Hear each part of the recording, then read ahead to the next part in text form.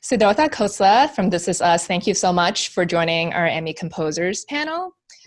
First of all, how many people do you think you've made cry with your music over the past 4 years?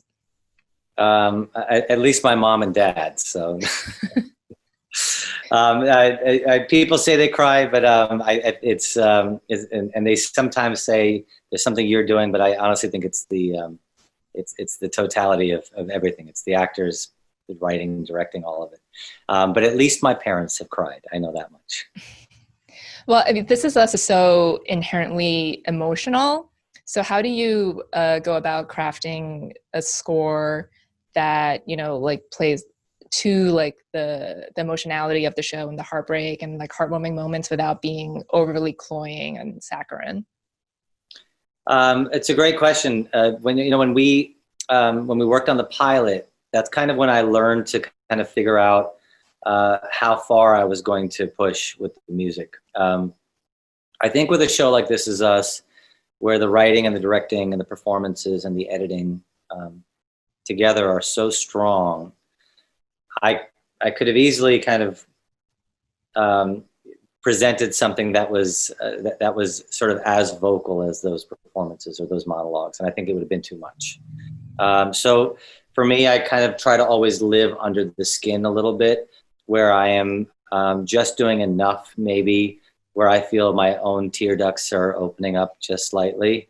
I think I'm constantly on schmaltz alert myself, as I can tell you are on some level, and with that type of question, and it's good because I'm always very cognizant, trying to be very careful about pushing too much.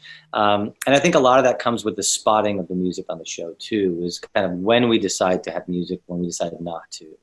So just because there's a gut-wrenching monologue being presented doesn't mean that I need to score it necessarily. And so it's interesting. What's helped is I find myself scoring a lot of silent montages on the show, and trying to stay out of the dialogue as much as I can. I'm trying, and that helps.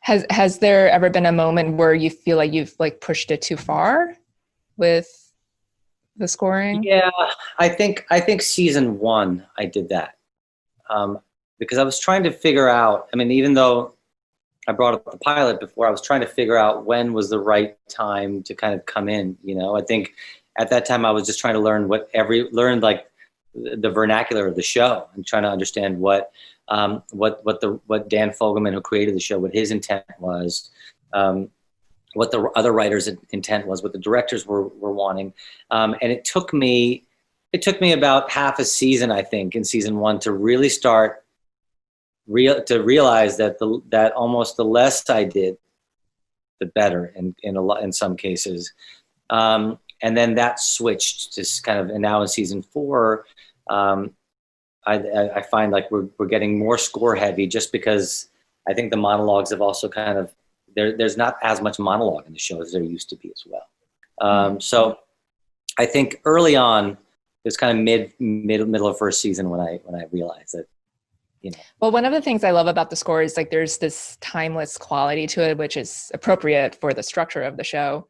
Yeah. And I feel like, when you're scoring things that takes place in the past, maybe you have like reference points to, not just like in the case of this show, but season 4, you go into the future, like 20, 30 years deep.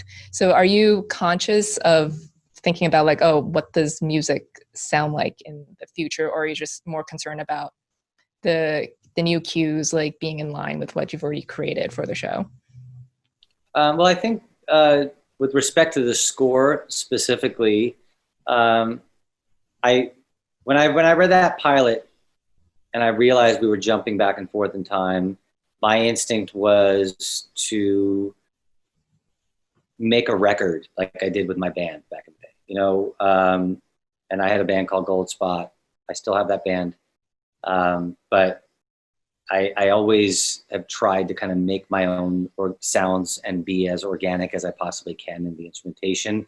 And I think I felt something very organic kind of come out. That my instinct was to go very organic with the sound, so there would not be this timestamp. So I used this $25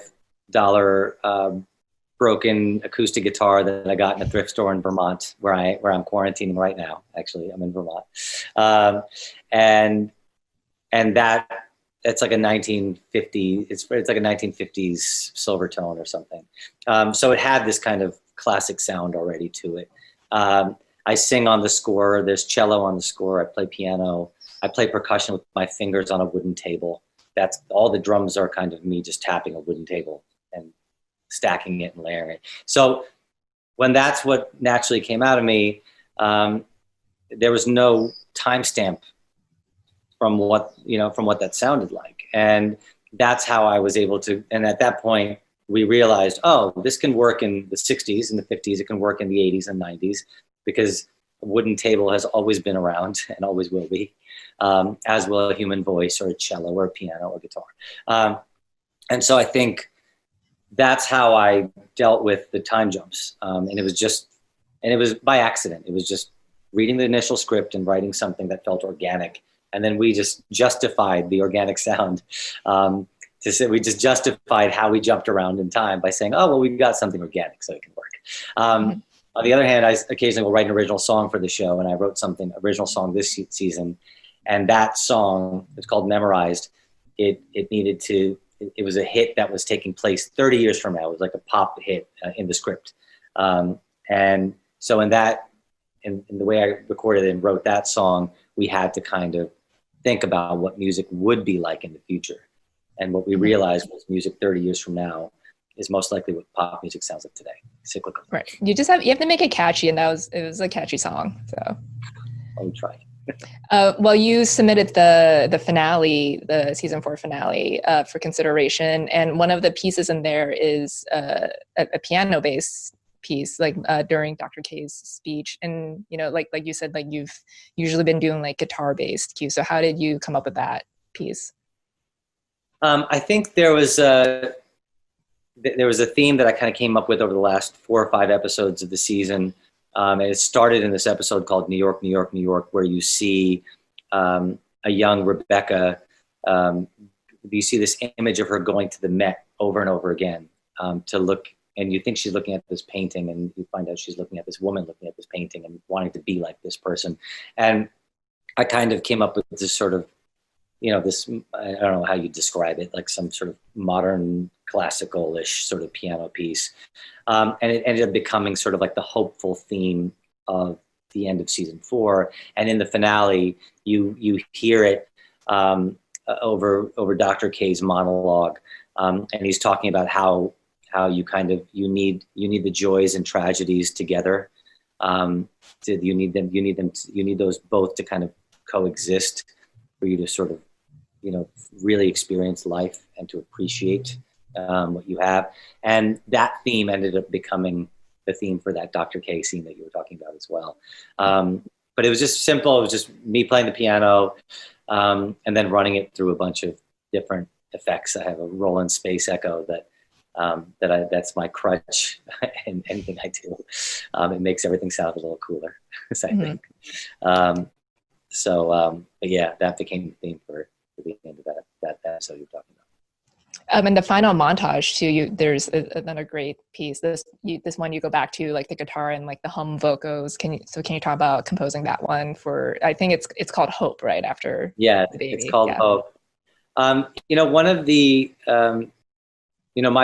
my parents came to this country in the late 70s from India, and when they came here, there was like they had $8 with them when they came to this country, and I was born, and they had to find a way to kind of keep me here, and they realized they had to send me back to India to eventually bring me back here while they worked. So I was raised by my grandparents when I was younger, and the reason why I bring that up is I was exposed to a lot of Indian music as a kid, and a lot of classical Indian music and little pieces like songs that were like "Eh mere pyare watan da da da da da da da da," like melodies like that.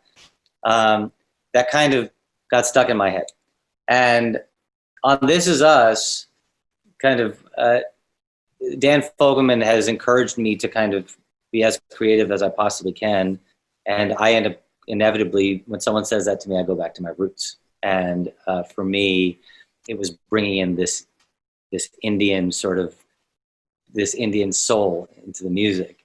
And on that piece, Hope, it feels like a straight up like 1960s Indian sort of string melody from an old Bollywood record, but with me playing the acoustic guitar, and so that piece is kind of was kind of like 4 seasons worth of kind of feeling really confident in my own skin about just bringing in an Indian sounding score to a network television show, which isn't, always allowed, I guess. But that's what that piece is. And it was sort of like, this was the culmination of 4 seasons. It was like this 5 or 6 minute montage. And it was this very Indian sounding piece of music, almost like an old Bollywood record. But kind of tying in everyone's past, present, and future. And that sort of Indian sensibility felt appropriate. Well, it was beautiful. This is you. That was that music. So, Yeah. Well, Sid, thank you so much for joining us. We'll see you back here in a little bit.